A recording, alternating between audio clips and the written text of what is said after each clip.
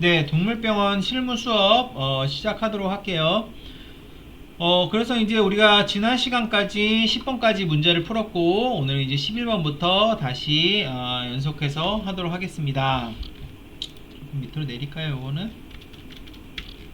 자, 그 다음에 처방전에 필수적으로 들어가 있지 않은 사항은 이라고 물어봤죠. 좀 크게 할까요? 처방전에 필수적으로 들어가 있지 않은 사항은, 그러니까 처방전이라는 건 뭐죠? 어떻게 처방한다는 거죠. 전자차트나 이런 데 보면은 어떤 약을 무슨 농도로, 그 다음에 뭐 며칠간, 그리고 하루에 몇 번, 이런 것들이 이제 나와 있어요. 그 다음에 경구로 하는지, 뭐 처방이 대부분은 경구죠. 거의 다 이제 경구긴 하지만 가끔 주사 처방도 있죠. 어떤 거 있을까요? 인슐린 같이 집에서 자가적으로 주사하는 경우도 있어요. 그런 경우는 이제 주사 처방이 있겠죠. 그 다음에 경구 처방도 있고, 그 다음 무슨 처방이 있어요? 바르는 처방도 있죠. 그쵸? 그래서 이거는 이제 도포 처방, 그죠? 도포라고 하면은 연고라든지 이런 것들 이제 바르는 거. 보통 이제 사람도 후시딘이나 마데카솔이 있듯이 그 강아지도 후시딘이나 마데카솔이 있어요. 그래서 그런 것들 연고 같은 거 이제 보통 뭐 처방했을 때는 하루에 2번씩 어떻게 발라주세요. 피부에 얇게 2번씩 환부에 발라주세요. 이런 식으로 처방을 할 수도 있겠죠. 그 집에서 이제 강아지 키우시다가 어디가 다쳤다 그러면 후시딘이나 마데카솔을 바르셔도 돼요. 하루에 한 2번 정도 발라도 되고, 동물용, 그리고 이제 아니면 에스로반 같은 연고도 괜찮아요. 후시딘 마데카솔보다 좋을 수도 있고, 그런 것도 이제 약국에서 이제 팔죠. 동물한테도 이제 효과가 있고 발라도 큰 문제는 없습니다. 그래서 처방전에 필수적으로 들어가 있지 않은 사항은 약물의 농도는 당연히 있어야 될 테고, 약물 이름이 없으면 되겠어요. 복용 간격, 하루에 2번짜리 있고 3번짜리 있고 이틀에 1번짜리 3일에 1번짜리 이런 것도 있어요. 그 다음에 투여 방법, 그죠? 그 복용 간격은 사실 왜 중요하냐면은 여러분들이 약물을 줄 때 약물의 농도도 중요하지만 약물의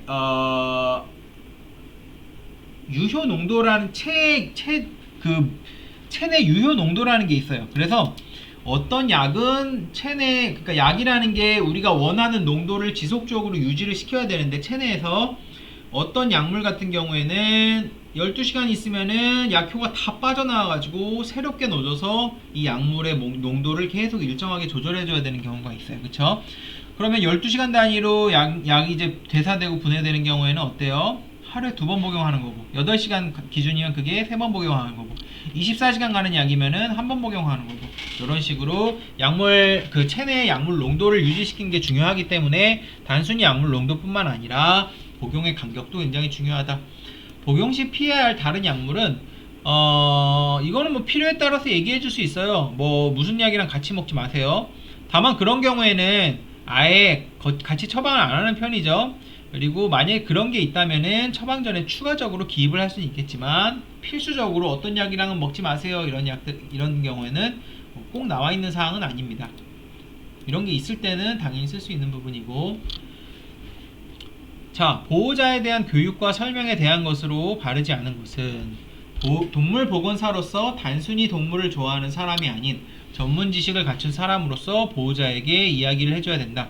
여러분들이 그 동물보건사라는 것도 결국은 국가 자격증을 따서 전문적으로 일하는 사람이기 때문에 그냥 그렇겠죠? 모르겠는데요? 이런 식으로만 하면 안 돼요. 물론 조금 더 전문적인 거는 우리가 수의사한테 물어봐야겠지만, 단순히 그냥 너무 없어 보이게 대답하면은 그렇다고 해도 문제 되지는 않겠지만, 이 손님들도 여러분을 얕잡아봐요. 그렇기 때문에 여러분들이 설명해 줄 수 있는 것들은 여러분이 설명해 줄 수 있는 범위에서 설명해 주는 게 좋죠. 여러분들이 이제 보호자 교육이라든지 그런 것들도 여러분들이 하고 있기 때문에 이야기해 주는 게 좋고. 자, 보호자가 불안해할 경우 다른 환자의 경과를 비교해 주면 안심시킨다. 이거는 조금 위험해요. 그래서 이런 많이 하는 이런 경우 되게 많죠. 아, 너무 걱정돼요. 막 이렇게 이 수술 괜찮을까요? 간단한 수술이면 대부분 괜찮으니 크게 걱정하지 마세요 정도 할 수 있겠지만 아이가 뭐 종양이 있다든지 목숨이 경각에 달렸다든지 이런 애가 있는데 지난주에도 뭐 비슷한 애 있었는데 걔는 다 나아서 갔어요 이런 식으로 하면은 나중에 안 나으면은 보호자가 그렇게 친절하고 착하던 분이 돌변해서 여러분들한테 낫는다면서요. 이런 식으로 하는 경우가 있습니다. 그래서 여러분들이 괜찮을 거예요, 나을 거예요 이런 식으로 함부로 경과를 얘기해주면 안 돼요. 물론 너무 많이 하는 수술이고 중성화처럼 안전성이 상당히 보다는 수술이거나 이러면은 수술이나 처치이거나 이러면은 대부분 큰 문제 없이 돌아가셨으니까 걱정하지 마세요 정도는 얘기할 수 있겠지만 그런 것도 없이 어떤 큰 뭐 질병에 걸린 경우나 이런 경우가 있을 수도 있는데 그냥 괜찮아요 라는 식으로 얘기하는 거는 안 되고 또 다른 환자는 이 어떤 병에 걸리게 되면 케이스 바이 케이스예요. 여러분 뭐 코로나도 어떤 사람은 무증상으로 경과되지만 어떤 사람은 걸려서 죽죠. 그거랑 똑같아요. 어떤 질병이든지 똑같은 품종의 똑같은 나이에 뭐 그 똑같은 체중의 강아지라고 하더라도 어떤 애들은 죽을 수도 있고 어떤 애들은 살 수도 있고 또 어떤 애들은 치료를 받고 괜찮아질 수도 있고 어떤 애들은 치료받고 악화될 수도 있어요. 그래서 다른 환자랑 비교하면서 괜찮을 거다 안 괜찮을 거다 이렇게 억지로 안심시키는 거는 잘못된 겁니다. 당연히 보호자 입장을 고려하고 신중하게 얘기해야 되죠. 뭐 강아지가 뭐 림프종이라든지 아니면은 뭐 폐에 큰 종양이 생겨서 이제는 조금 가망이 없다. 그러면은 이제 가망이 없겠는데요. 그런 식으로 하면 보호자 좋아하겠어요. 고려하고 그때는 신중하게 얘기를 하고 좀 조용히 있는 게 좋겠죠. 자, 이건 이제 2번이랑 비슷한 내용인데 함부로 금방 나을 것이라는 뜻의 예우를 평가하여 말하지 않는다. 함부로 이런 얘기 하면 안 됩니다. 함부로 나을 거예요, 괜찮아요, 뭐 이런 식으로 얘기하면 안 돼요. 어떤 일이 생길지도 모르기 때문에. 자, 수술과 처방 등에 있어서 확실하지 않은 정보가 있을 때는 수의사에게 문의하는 당연하죠. 그래서 전문 지식을 갖춘 사람으로서 여러분들이 필요한 거를 설명을 드려야 되지만 여러분들의 지식 범위를 넘어서는 부분에 대해서 여러분들이 설명하려고 그러면 문제가 생길 수 있으니까 이때는 수의사에게 문의를 하는 것이 좋다. 어떤 문의, 어떤 질문이 들어왔습니다 하면서. 자, 그 다음에 의료 폐기물 부분인데 날카로운 의료 폐기물은 따로 용기를 마련해서 버려야 한다. 해당하지 않는 것은 자, 날카로운 거는 봉지에다 안 버리죠. 플라스틱으로 된 꽉이 있죠. 많이 보셨죠? 그 꽉 안에다가 날카로운 것들 버리죠. 보통 어떤 거 버리죠? 기본적으로 주사기 버리죠. 그 다음에 봉합사 같이 뾰족한 거, 그 다음에 쓰고 난 앰플 같은 거 날카롭죠. 앰플 버리죠. 그 다음에 블레이드, 그 다음에 수술용품 같은 것들이 쓰다가 뭐 부러졌다든지 하면 어때요? 그건 스테인리스 스틸로 된 딱딱한 건데 뾰족하기까지 하면 사람이 다치죠. 사람이나 동물이 다칠 수 있기 때문에 그런 것들, 블레이드, 뭐 가위, 뭐 그다음 봉합사, 주사 앰플 같은 것들 당연히 날카로운 의료 폐기물용 그 플라스틱 통에 버려야 되고, 샘플 채취용 면봉은 어때요? 부러지더라도 나무기 때문에 크게 문제가 없고 이거는 대부분 의료 폐기물에 버리게 되죠. 일반 의료 폐기물. 5번입니다. 자, 많은 종류의 의료 폐기물이 이 색깔의 비닐봉지에 담겨서 수거된다. 무슨 색깔인가? 많이 보셨죠? 무슨 색깔이죠? 주황색이죠? 주황색. 그죠? 주황색으로 된 의료 폐기물 봉지가 보통 이렇게 큰 뭐 의료 폐기물 네모난 박스나 동그란 통이라든지 이런 데 이제 돼 있으면은 거기 이제 버리고, 봉지만 해갖고 버리든지, 봉지 1차적으로 묶고 박스 밀봉하고 아니면은 그 통으로 되어 있는 건 통 밀봉하고 이런 식으로 버리게 되죠. 자, 다음 중 의료 폐기물이 아니므로 일반 쓰레기통에 버려도 되는 것을. 자, 여러분 기본적으로 의료 폐기물이라고 하면은 이거를 만져서 감염될 우려가 있으면은 의료 폐기물이라고 보면 돼요. 그리고 기본적으로 피가 묻어 있다든지 이런 것들은 의료 폐기물로 보시면 됩니다. 그래서 기본적으로 얘가 뭐 격리실에 있던 애다, 그래서 뭐 질병에 걸렸다, 그러면은 거기서 나온 모든 거는 다 감염의 우려가 있으니까 의료 폐기물이 되고 감염성 폐기물이 되는 거죠. 자, 그러면은 하나씩 볼까요? 백신 맞으러 온 강아지의 소변이 묻은 소변 패드. 자, 백신 맞으러 온 강아지면은 어떤 질병에 걸려서 온 게 아니고 그냥 건강한 애죠. 여러분들 집에서 소변 보고 소변 패드 어디다 버려요? 의료 폐기물에 따로 안 버리죠. 감염성이 있는 건 아니니까. 그러니까 이거는 일반 쓰레기통에 버려도 되는 부분이겠죠. 자, 파보장염이 의심되는 게 토사물을 닦아낸 휴지. 파보장염은 격리 입원을 해야 될 정도로 굉장히 전염성이 있는 장염이에요.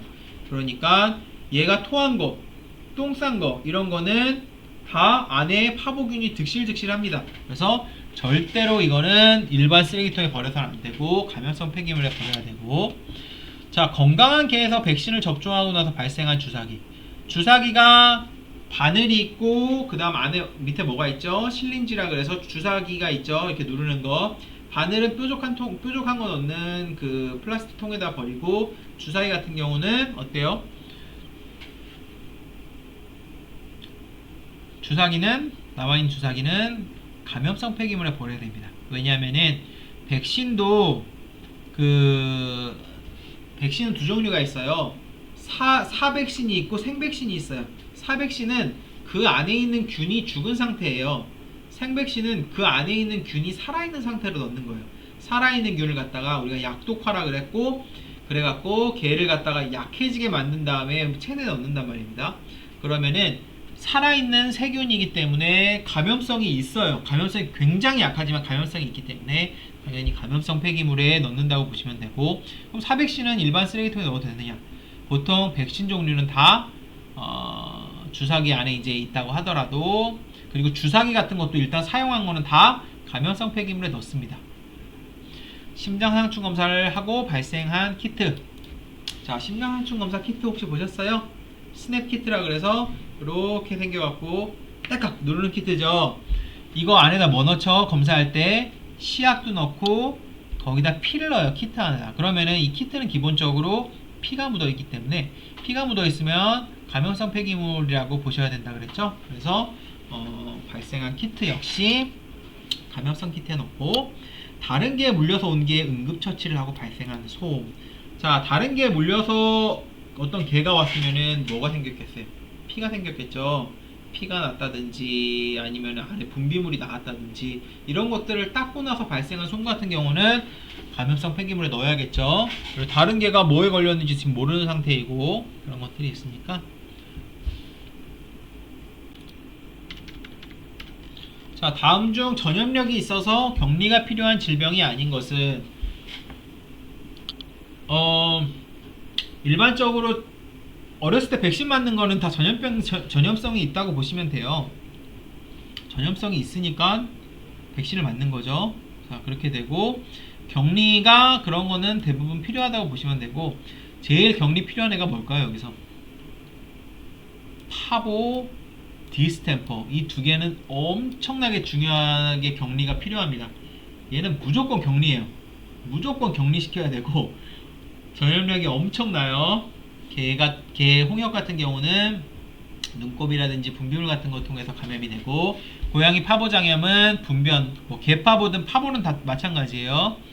그 다음에 개 코로나는 개 파보나 이런 파보랑 되게 비슷해요. 사망률만 조금 낮을 뿐이지 감염되거나 이런 건 비슷하다고 보시면 되고, 그 다음에 개 기관지염은 우리가 소위 캔넬코프라고 부르는 기침이나 이런 거에 의해서 감염이 되는 질병이에요. 요거는 서로 기침하거나 만나거나 사람 코로나 걸리듯이 비슷하게 접촉하게 되면 걸릴 수 있기 때문에 당연히 격리가 필요하고, 이 외에도 고양이의 허피스라든지 아니면은 고양이의 어떤 아까 말씀드린 곰팡이성 질병 같은 것도, 또한 기생충 질병 같은 것도 감염이 됩니다. 그래서 사실은 그런 것도 격리를 해야 되는데 안 하는 경우도 많아요. 그런 경우에는 그리고 강아지도 마찬가지로 뭐 기침이라든지 아니면 이런 거에서 전파될 수 있는 개 인플루엔자라든지, 그쵸?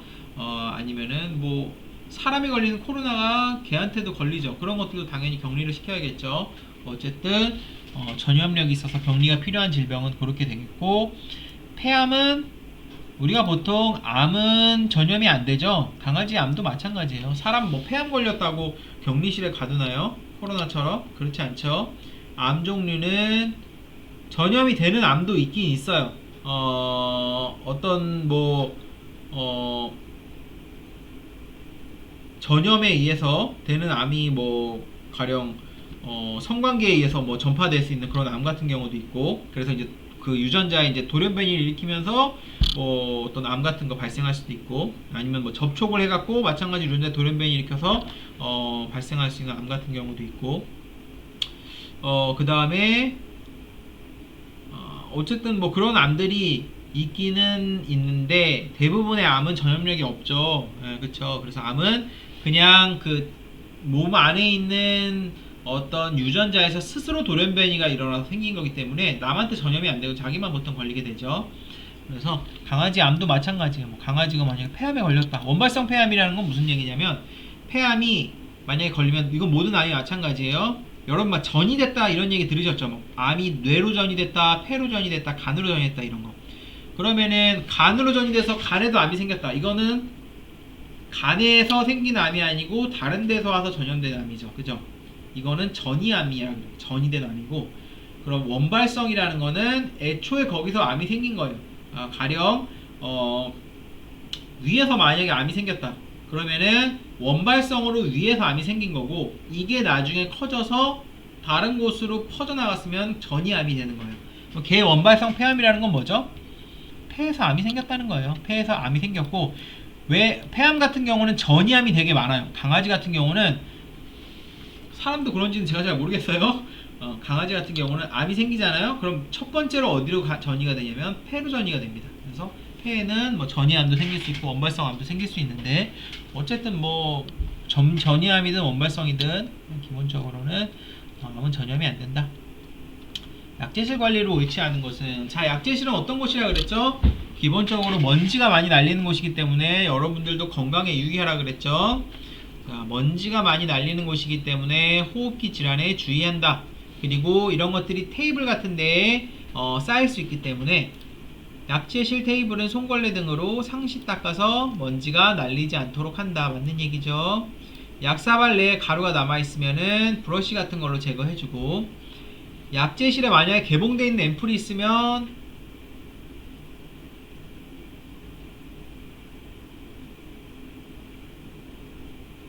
파라핀 필름으로 밀봉을 해야 되죠. 앰플 같은 거 그냥 딱 뜯어놓고 그냥 두고 가는 경우도 많아요. 밀봉하고 쓰든지 버리든지 냉장 보관하든지 밀봉한 다음에 이렇게 해야 되고, 약을 파쇄하는 과정에서 믹서기 등에 손을 다치지 않도록 주의한다. 맞는 얘기죠. 다 맞는 얘기네. 답이 없네. 뭐라고 할까요 이거는? 아니, 답이 없어요. 답이 없네. 내가 답을 안 만들었다. 예.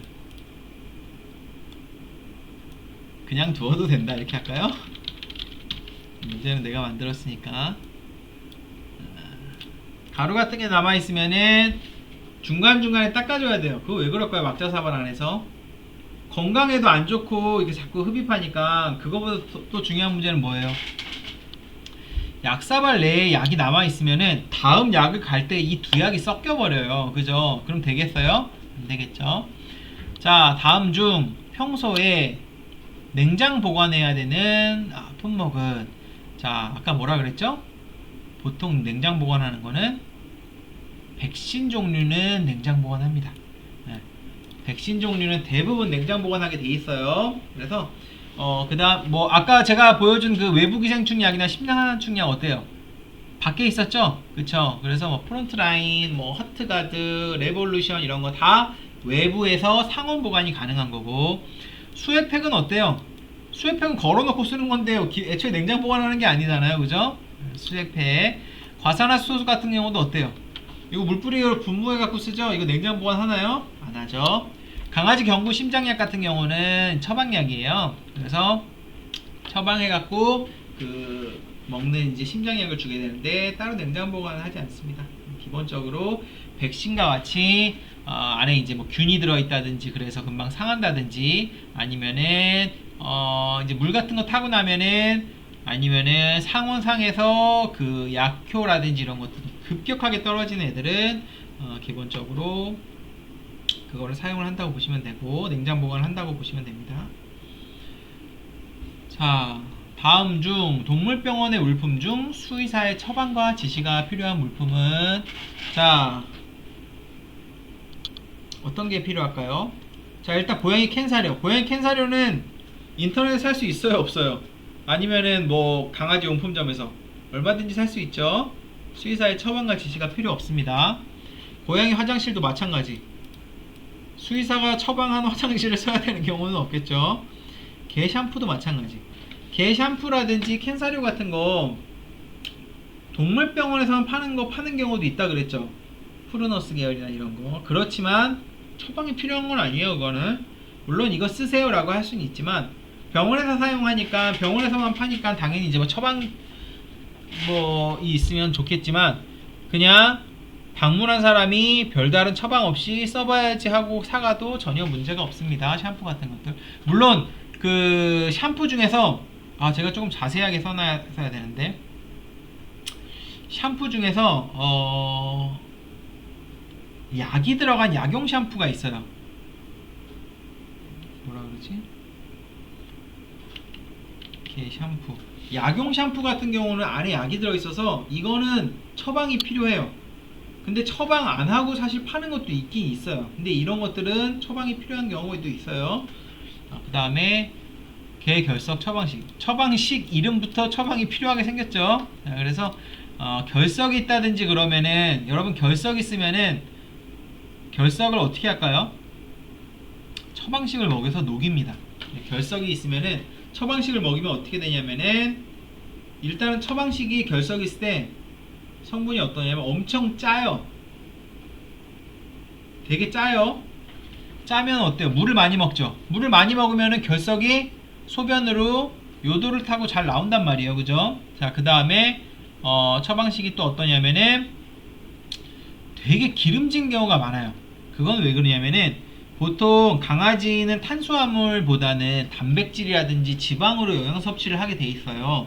근데 단백질을 너무 많이 먹거나 미네랄을 많이 먹게 되면은 결석이 악화되거나 커지거나 그래요. 그래서 단백질이라든지 특정 미네랄을 제한을 하게 됩니다. 그러면은 영양분을 어디서 얻어야 돼요? 지방에서 얻게 되는 거죠. 그쵸? 그러면은 기름지게 되는 거죠. 그 다음에 또 약간 시기도 하고, 어쨌든 오래 먹으면 안 좋은 경우도 있어요. 몇몇 처방식은 다 그런 건 아니지만, 평생 먹을 수 있는 처방식도 있지만, 그런 경우에는 어떻게 써요? 처방이랑 지시가 정말 필요하겠죠. 그런 식으로 보시면 되고, 그 다음에 관절 영양제 같은 거 병원에서 많이 찾죠. 관절 영양제라든지 오메가3라든지 비타민이라든지, 그 다음에 또 유산균 같은 거 병원에서 많이 찾는데, 이런 거 인터넷에 살 수 있어요, 없어요? 얼마든지 살 수 있습니다. 보통 그 관절 영양제 성분은 글루코사민, 사람이랑 비슷해요. 그래서 이게 뭐 낫는다는 보장이 있는, 이건 약이 아니기 때문에, 약이 아니고 어디까지나 영양제이기 때문에 얼마든지 살 수 있어요. 우리도 약국 가면은, 그리고 우리도 비타민이나 오메가3 같은 거 꼭 약국 안 가도 인터넷에 살 수 있죠. 강아지도 마찬가지예요. 성분이 비슷하기 때문에 크게 문제될 것은 없다. 격리 입원실에 관한 설명으로 옳지 않은 것은, 자, 격리 입원실은 아까 말씀드린 파보장염이라든지 또 어떤 질병이 있었죠? 위에 있는 거. 이런 것들 다 격리 입원실에 입원해야 된다 그랬죠? 자, 격리 입원실은 오염구역이에요. 그죠? 오염구역에 있다가 클린구역으로 막 나왔다 갔다 하면 안 된다 그랬죠? 오염구역에서 클린구역으로 갈 때 굉장히 주의해야 되고, 다만 클린구역에서 오염구역으로 갈 때는 괜찮아요. 왜? 더 더러워질 게 없으니까. 그래서 일단은 클린구역에서 오염구역으로 들어온 사람은 나중에 나가야 되죠. 그러니까 여기서 균을 묻혀가지 않도록 보호복이라든지 장갑, 마스크 이런 거 다 착용을 해야 됩니다. 출입할 때는 보호복, 부츠, 장갑, 마스크 착용하는 게 좋고, 필요에 따라 고글까지. 격리되었던 동물이 태어나면 입원실은 소독제로, 소독제 중에서 어떤 거 많이 쓴다 그랬죠? 락스 같은 걸로 철저하게 소독을 하고, 자, 출입 시에 소독 발판을 두는 경우가 있다 그랬죠? 그래서 배변판 같은 데다, 그때 그림 보여드렸죠, 사진으로. 위에다가 수건이라든지 이런 거 두고, 그 다음에 락스물 같은 거 뿌린 다음에 밟고 들어가고 밟고 나와서 기본적으로 밟아서 생기는 그런 것들을 이제 방지할 수 있도록 하고, 그런 것까지 하면서 부츠까지 신으면 더 좋고요. 안에서 자, 격리 부츠로 갈아 신으면 격리실 내에서 동물에게 약물 투여, 주사 등을 할 때는 격리실에서만 전용으로 사용하는 물품 사용한다. 이것도 보여드렸죠. 격리실에서만 쓰는 볼펜부터 시작해서 격리실에서 사용하는 그 차트 종이가 있고, 격리실에서만 사용하는 주사기, 라인 잡는 거, 심지어 고무줄 같은 것까지 다 격리실용이 따로 있다. 격리실에서 사용한 물그릇과 밥그릇은 가급적 밖으로 나와서 씻는다. 격리실에서 쓰는 거는 심지어 물그릇, 밥그릇 같은 거라도 격리실 안에서만 쓸 수 있도록 해야 됩니다. 그래서 격리실 안에 싱크가 있는 경우가 있어요. 꽤 많아요. 그래서 싱크가 있는 경우에는 그 안에서 씻고, 만약에 없으면은 없으면은 어쩔 수 없이, 가급적이 아니죠, 어쩔 수 없이 밖으로 나가서 씻는데, 구분해서 락스통에 담근 다음에 그 다음에 다른 것들과 구분해서 깨끗하게 씻고 사용할 수 있도록 하는 게 좋겠죠. 격리실에서 사용한 물그릇과 밥그릇은 최대한 안에서 씻고, 어쩔 수 없을 때만 밖으로 나와서 씻을 수는 있겠죠. 어쨌든 가급적 밖으로 가지고 나오지 않는 것이 좋다. 자, 퇴원을 위해서 보호자 방문했어요. 방문 전까지 맞춰야 하는 거는 뭐 있을까요?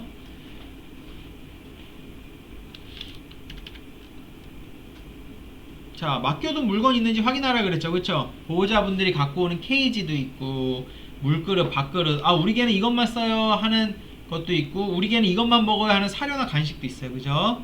그리고 오시기 전까지 약을 줘야 되는 경우에는 어때요? 약을 미리 준비를 해놔야 되죠. 그쵸? 와갖고 약 갈아드릴게요 10분 20분 기다리면 보호자가 열받죠.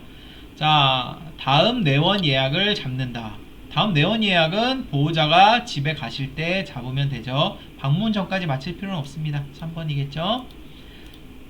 퇴원 예정 시간을 정확하게 확인한다. 6시 반까지 오겠다 그랬으면은 오늘 퇴원 6시 반에 합니다. 그러면은 6시 반 전까지 맞춰야 될 것들을 잘 맞춰야 되죠. 그래서 방문하기 전까지 시간 정확하게 확인하고, 준비할 거 준비하고, 동물에게 더러운 것이 묻지 않았는지 확인한다. 이건 항상 중요하다 그랬죠. 꼭 퇴원 문제가 아니더라도 잠깐 면회 오는 경우에도 똥이나 오줌이 묻어 있으면은 보호자분들이 굉장히 싫어하는 경우가 많죠. 그래서 이런 것들 굉장히 주의해야 한다 말씀을 드렸고요. 다음 중 전화를 통해 예약할 경우 파악해야 할 것 중 가장 중요도가 떨어지는 것. 주호소는 이따 문제에서 나오니까 그때 다시 한번 설명드리죠. 백신 접종 여부도 중요하죠. 얘가 뭐 전염병에 걸렸는지 어떤 애인지 어떻게 알아? 백신 접종했는지 알아야 되죠. 내원 예약 잡아드릴 때 언제 할 건지, 증상이 얼마나 지속됐는지, 애기가 아팠다 그러면 오늘 아침부터 그랬나요? 며칠 됐나요? 그런 것들도 중요하죠. 배변 및 배뇨 훈련 여부는 중요도가 가장 떨어지겠죠. 이거 뭐 와서 오줌 싸고 똥 싸고 하면 어쩔 수 없는 부분이죠. 네. 잠깐 쉬었다 가도록 하겠습니다.